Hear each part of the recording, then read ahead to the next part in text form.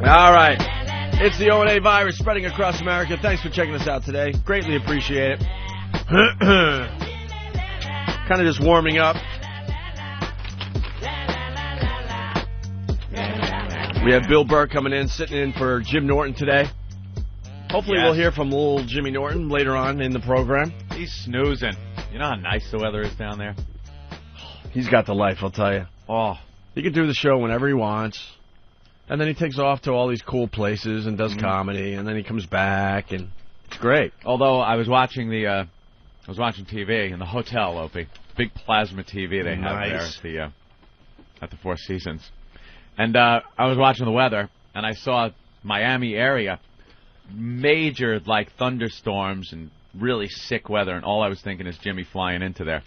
So I'm going to want to hear his take on his flight in, because I heard it was really supposed to be really bad. Well, Ben just handed me a note. Jim will be calling in at 8:30.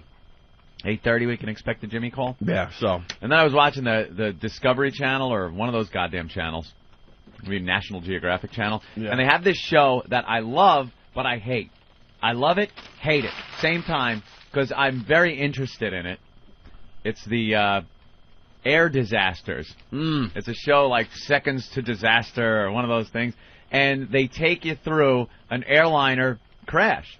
And they use computer animations, they use cockpit recordings, and reenactments of what's going on in the cockpit and the cabin during this time.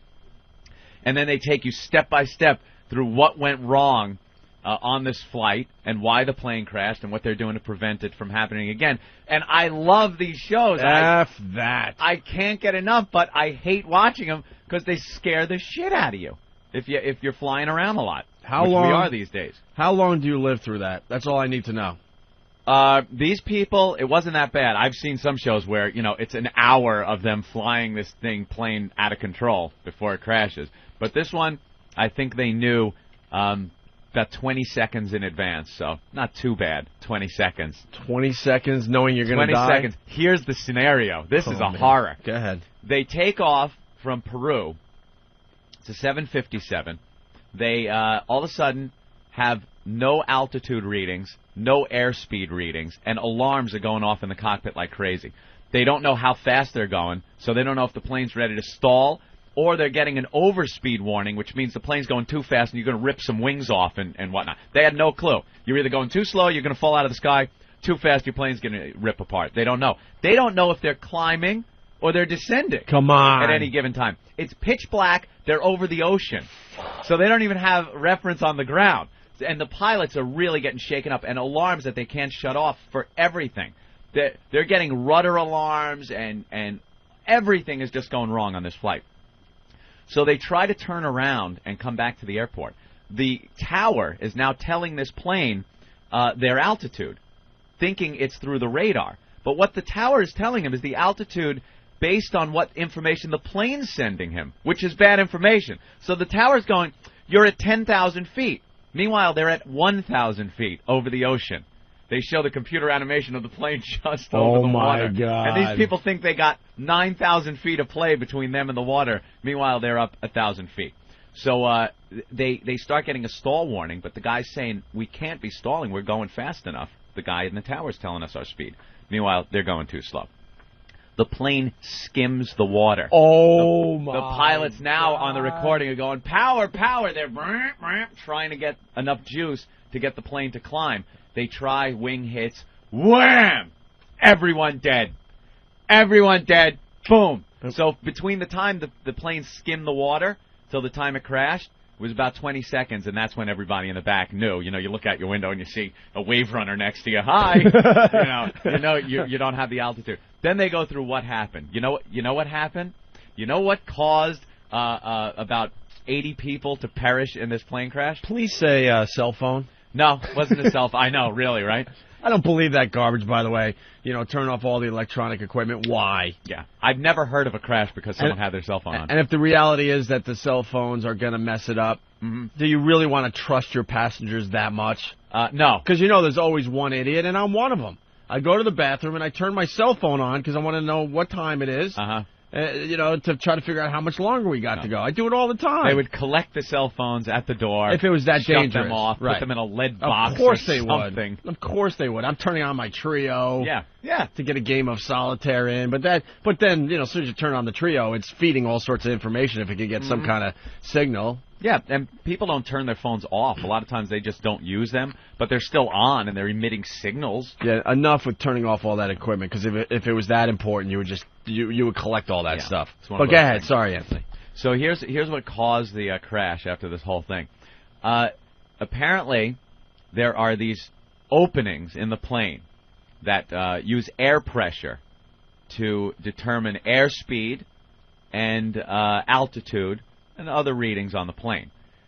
When you clean the plane off, you can't get stuff in these holes. Mm-hmm. So people put tape on them and then clean the plane off and take the tape off. This dopey plane cleaning guy put the tape on it, cleaned the plane off, and took his ladder and went away and did not take the tape off. You're supposed to use special tape that's very visible if you're doing the inspection, because the pilot, before you take off, does a walk around the plane. So he's flashing his flashlight. He used silver duct tape. It's supposed to be like very colorful tape that doesn't look like the rest of the plane. Bright orange or something, so whatever. The pilot never saw that these holes were taped closed. So when they take off, the holes are sealed. They get erroneous readings from the instruments.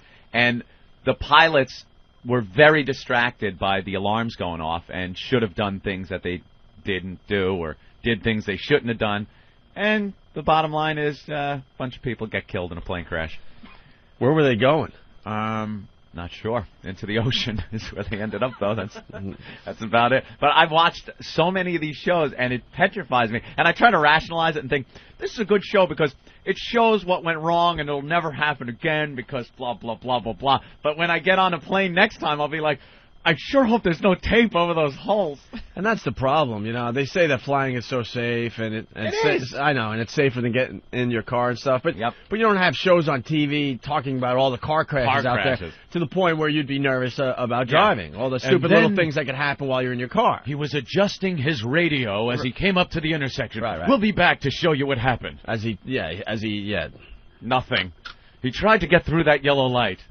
Yeah, no, the plane ones are a lot more sensational, a lot more entertaining. And you remember those. To watch. Yeah, but you listen to those cockpit recordings, and it's just horrific. All right, Anthony. Very good. Mm-hmm. Well, we're getting some audio in here, some highlights from yesterday's broadcast at the Hard Rock Cafe. Once again, I want to thank everyone for showing up and supporting the show. It was awesome. Yeah. You guys really surprised us. I didn't expect that many people for our first live broadcast in front of the fans. Thank you. It looks like this XM thing is really starting to work as we, put our radio careers back together. Only going to get bigger, too, once we're off that premium. Once we're open to the general public. All you people that have paid for us and were there right from the beginning are going to have the fun and excitement and enjoyment of listening to all those calls from people that go, you guys suck. I hate the show. What are you guys doing? People that just kind of stumble upon us. Yeah. Everyone listening now pretty much knows what they're getting because you have to get us and pay for us, pay extra. You're not going to pay for something you don't like. So we've, for the time we've been here, we've been out of that whole thing. And believe me, we enjoy those calls. It's very fun. So I'm kind of looking forward to that. And they're coming. Oh, yeah, they will be. As soon as we get back from vacation, we'll be well rested, and it's going to just get ugly as we take this to the next level. Another reason we like it is because a couple of weeks or months later, you get the same people calling back going, dude, I called like a month ago and hated you guys, but I've been listening, and yeah, I dig the show. Right. The conversions. The gang from wowfans.com are getting all pissed off because we mentioned the other two message boards. Oh, boy, and we didn't mention them. Wowfans.com. They needed a little coddle. I guess so. A little stroking of their hair. I guess. All right. Well, we have the Pat from Moonachie audio. The guy's becoming a rock star. Simple as that. Oh, please. Simple as that. He really is. I mean, people really, really enjoyed seeing Pat from Moonachie yesterday. He is a star, isn't he? He did a lot of really good stuff for the show yesterday, and was Pat making out with the girl, the showstopper yesterday, or the guy taking a leak in his pants? I think the guy leaking in his pants was pretty big. Yeah. The Pat thing, though, yeah, I think they're right up there, both of them. two really strong moments for the show yesterday. And you know what? Our reputation is really screwing up these live broadcasts. Mm-hmm. We have a lot of people that work around us that are very panicky. Ooh, very panicky. A lot of panic going on. We were trying to give away MiFis yesterday, and these people were coming up with some great ideas. Yeah. And we were open to anything. Mm-hmm. And Ben freaking out behind the scenes, absolutely freaking out. He's writing huge notes. Take a break so we can discuss this. Take a break. Take a break. Mm-hmm. He didn't want the guy to leak in his pants. No, because there was a problem. I guess the Hard Rock was having a little bit of problem with the idea of some guy urinating in their restaurant. Look, I love the gang at the Hard Rock Cafe, but here's the deal as we move forward.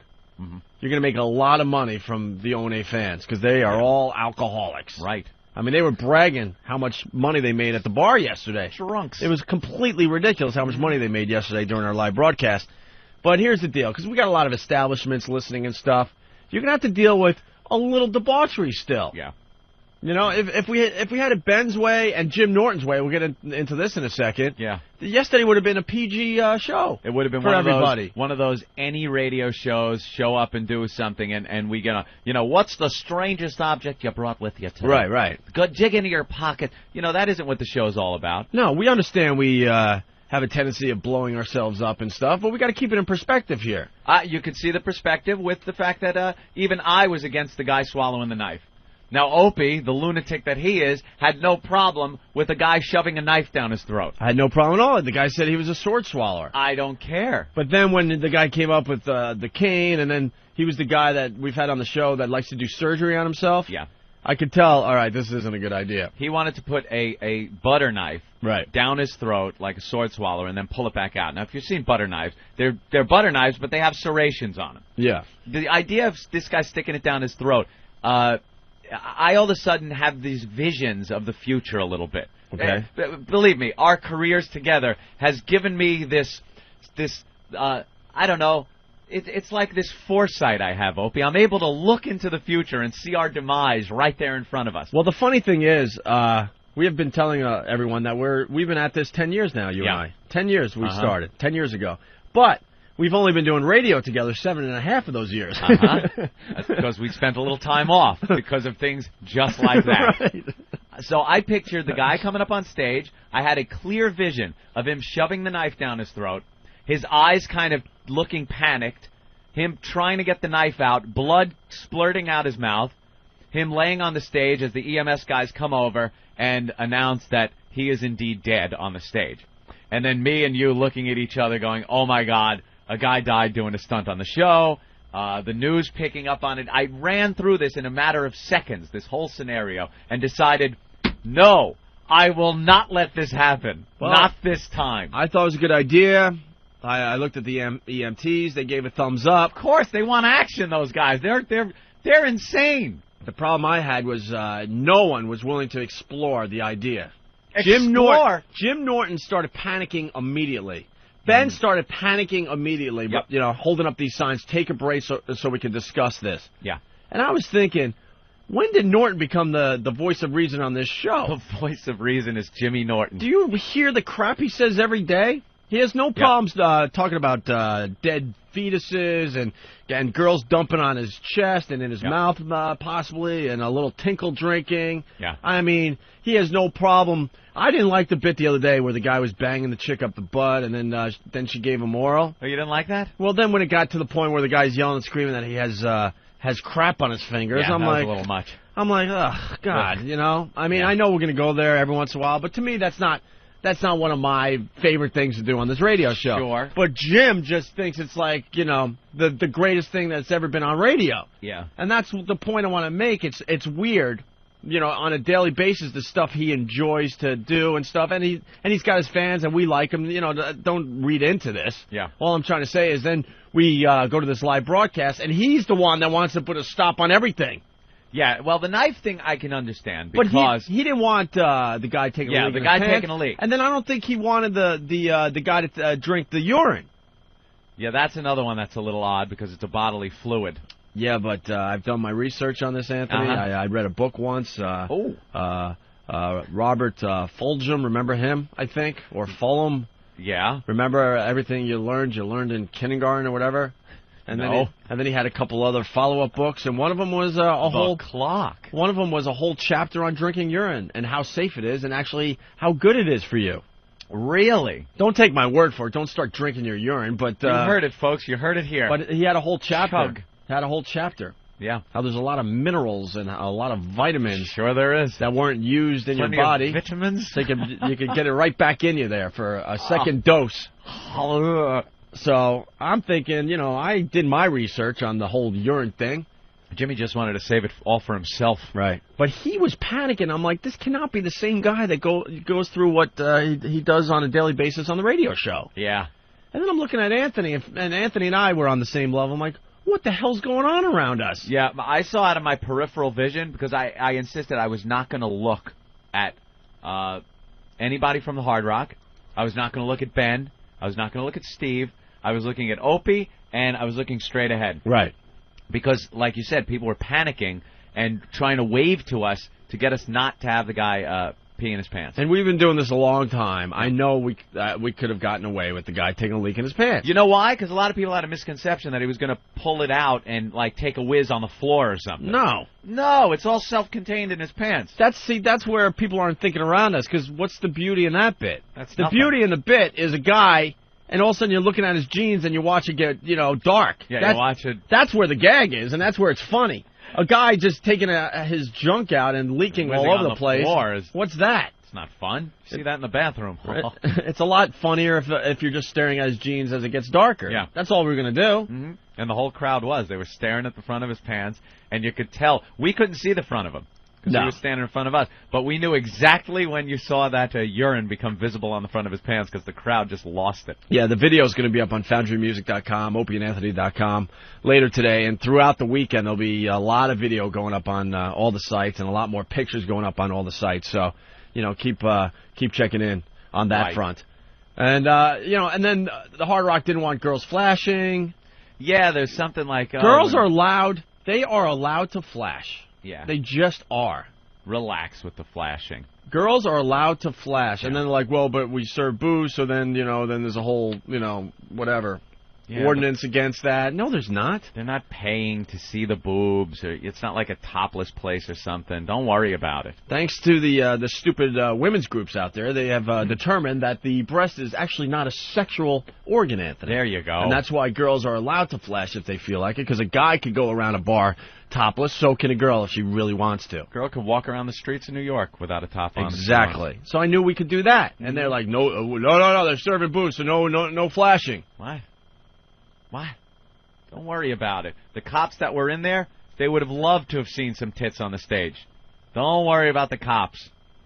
They're not going to bust up the party because some girl's showing her cans. But the guy whipping out his... The guy yesterday was Patty. Yeah. Oh, yeah, she did it. Oh, that was before the alcohol was served, so that was okay? Whatever. All I'm saying is, look, we know how to entertain a crowd, and as we move forward, we got to find these establishments that understand this. Right. We're not trying to break any laws, but just understand what we can and can't do without this immediate panic. Don't sweat it. That comes across everyone, including Norton. I'm gonna ask him about that when he calls in. Called him out on the carpet. He was freaking out. He was. And I'm looking at Anthony like, we can do this, right? And absolutely. Ant and I don't even have to communicate half the time. No. We just look and we just know, like, this guy's doing it. Yeah, quick. Right. Get him up here. Let him wet himself. Right. I could read Anthony's body language. He could read mine. It was obvious that we could do it, and we did it. So Ben, now I'm going to take the other side just for a second. Ben losing his mind, I can totally see that. We just have to realize, what we know and just do it. But Ben is probably quite fearful for his job in certain circumstances. And to tell you the truth, having a guy and his job is in our hands, look at our past record, Opie. Well, we've put a lot of people out of work. Well, you know what? So Ben probably thought maybe we should, be a little safe here. But we got Eric in the wings. I'm not talking for us. We just move for poor Ben. We just move everyone up. Oh, everyone goes up a notch? Yeah, everyone goes up a notch. Oh, you hear that, guys? We finally hire Nathaniel over Danny, and... Wow. Everyone clicks up a notch. Everyone clicks up a notch. That's all. That'd be nice, right? We don't care as long as we don't get fired again. Well, that's always numero uno. Look out for number one. Our own asses. Yeah, but radio companies do try to do that. That's the latest thing they do to try to control Anthony and I, is to put a lot of pressure on the producer of the show. Oh, yeah. A lot of pressure on the producer of the show. Basically saying, look, they screw up. It's your ass, not them. Yeah. Because it's called the Opie and Anthony show. We got to ride this horse as far as we can. But we'll have no problem getting rid of you. We'll make you the scapegoat. You'll be the one in the press that's screwed up. Right. Just like they did over at Hot 97. So they beat up Ben to control us. Yeah. Knowing they can't control us directly. And that's why Ben holds up the big sign saying, go to break. Yeah. And we're trying to do a live event. Yeah. We got the knife guy on the phone that wanted to shove the knife down his throat. Oh, really? Joe, what's up? Hello? Joe, what's up? Hey, boys. Hey. Yeah, it's me. I swallowed the knife when I got home just to make sure I could do it again. And I had no problem. In the privacy of your own home, that's fine. I just could not stand there and watch this guy do this. Ben's a douche, by the way. Why? Because he is. He's just a fucking panicking douche. Well, you know what? But we all agreed with Ben's decision on that. I guess you weren't listening to the show. I was all for it until I saw you hobbling on the stage, and then I know your history a little bit from the show. I got that from lifting something. Jesus Christ. Yeah, but dude, I have a problem with you doing surgery on yourself. To me, that's just tells me that you got something wrong in your brain. Nah, I'm all right. I take fucking Zoloft. I'm good. Ah, take Zoloft. All right, there you go. There, we got a guy taking mental pills and have him shove a knife down his throat. Yeah, but I had no problem doing it yesterday. I'm telling you. Ben, here's Ben. You're a douche, Ben. I'm a douche. This guy's a fucking dickhead. Take the cane and smash it over your head. Yeah, I like to see that, Ben. Next time I see do it to yourself. Do that without post stepping in. Yeah, why are you hobbling around on a cane, by the way? I have herniated discs at work. I picked up some heavy and I popped a couple discs. No big deal. Ow, moron! Did you try to operate on that with some mirrors and stuff, like Anthony was saying? No. No, I only operated on what I could see. All right. Well. Yeah. Well, that was one of those things where we thought. I just had a vision that you were going to drop dead on the stage and have blood coming out of your mouth. It's no big deal. I used to do it all the time. I used to do it with sharp knives. Jesus Christ. Doing it with a butter knife is easier. Oh, God. All right, well, we passed on that. I was going to do it with a hanger that you just bend out the hanger. Yeah. So straight like a sword. And I would have took that down. That's even easier because that's less rigid. Yeah, just perforate something down there. Sure, why not? Every suggestion this guy had was about self-mutilation. It was about hurting himself. It was about jamming his fist all the way down his throat until his wrist disappeared. You're a weird guy, man. You like hurting yourself. No, I wanted to put my fist in my mouth. It's not easy to do, and I can do it. Yeah, you got something weird going on, though, Joe. Maybe, I don't know, maybe next week we'll explore that a little bit. We'll get into your psyche a bit. But we're busy today. Yeah. All right, Joe. All right, boys. Have a good show. Thank you. Doesn't seem to like Ben very much. Nah, let's go to CJ in Florida. CJ. Yo, what's up, boys? Good morning. How are you? Pretty good. What's up? Nothing. Listen, I'll just, I used to work for a New York City agency. We'll leave it at that. And I work with a bunch of Indian guys. And this is a God's honest true story. They used to drink the first urine in a day. And I told them that was the most disgusting thing I had ever seen in my life. They had to get their own little refrigerator to keep it in. And he told me if you ever see an Indian, I think he was Pakistani, believe it or not. But he told me if you ever see a Pakistani Indian guy with cancer, call me. And I was like, what do you mean? And he says that the first urine of the day holds like so much nutrients and everything. And they don't get cancer or whatever, but they drink it slowly. They sip it. It's disgusting. You got to sip it to enjoy it. That is really disgusting, my friend. All right. But yeah, it's honest to God. Yeah, this whole chapter in that book talked about all this stuff. I can hardly hear you guys. Really? I don't know if I'm talking over you, but I'm punching out. Take care. All right, thank you. Yeah, we know you could hardly hear us. That's going to be all taken care of when we get back from vacation, Opie. We're going to sit down, take calls, and they're going to go, whoa, guys, quiet down. You're so loud. Yeah. I can't wait. Chuck, what's going on? You're in L.A.? Yeah. All right, what's up, buddy? Yeah, you guys talk about, flashing.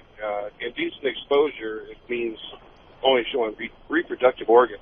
Yeah, I know. Yeah, you could show boobage. So a woman can actually walk around naked because her reproductive organs are inside. No. Yeah. You cannot walk around naked. Yeah. Well, there's a lot of pervs out there, but I've seen. Yeah, I'm not going to take your word on that. I'm almost positive girls, if they feel like it, could flash in bars all they want without getting arrested. Yep. Well, yeah, but it's not indecent exposure if they flash their whole body. All right. Thanks, Chuck. I've never heard that girls can walk around completely naked because their organs are inside. Of course not. Why don't we take a quick break, Anthony? On the outside, too. We're collecting some of the highlights from yesterday's broadcast in case you missed it. When we come back, we'll finally play Pat from Moonachie, making out, and also the toe job that he got, which was just overly disgusting. Wait till you see the video of that when Steve gets it up on all the websites, okay? I want to hear this because I didn't even get to hear the replay yesterday. I was so beat after the show that I just went back to the room, so this will kind of be cool.